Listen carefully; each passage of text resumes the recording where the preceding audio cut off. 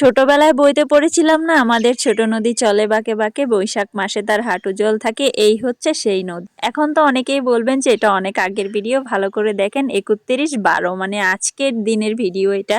অনেকেই কমেন্টে বলে থাকেন যে ঠান্ডায় 3-4 দিন গোসল করেন না। আরে দেখেন পাহাড়িটা নদীতে মাছ ধরতেছে আর আমি নদীতে মাছ ধরার জন্য এসেছি। কবির কবিতার সাথে কেন জানি এই নদীটার অনেকটাই মিল রয়েছে। চিকচিক করে বালি, কোথাও নেই কাদা। বালিগুলো এত সুন্দর, বালিতে বাচ্চারা খেলা করতেছে আর এইরকম কিন্তু ছোটবেলায় আমিও খেলা করতাম। নদীর পাড় থেকে টাটকা ফরমালিন মুক্ত শাক তুলে রান্না করে খাওয়ার মজাই আলাদা। নৌকায় দুলে দুলে গোসল করার মজাই কিন্তু অন্যরকম। এবছরটা যেতে যেতে অনেক কিছু শিখিয়েছে। কাছের মানুষদের বেইমানি, আপনজনদের ছেড়ে যাওয়া, কারো ভালো কিছু দেখলে নিজে নিজে জ্বলে পুড়ে ছাই হওয়া, এসব কিছুই কিন্তু এই বছরটাতে অনেক দেখতে পেয়েছি। আবার অনেক গুণী মানুষদেরকেও এবছরটাতে হারিয়ে ফেলেছি। ভালো থেকো 2025, নতুন বছরটাতে যেন সবার দিন ভালো কাটে, সবাই যেন ভালো থাকতে পারে।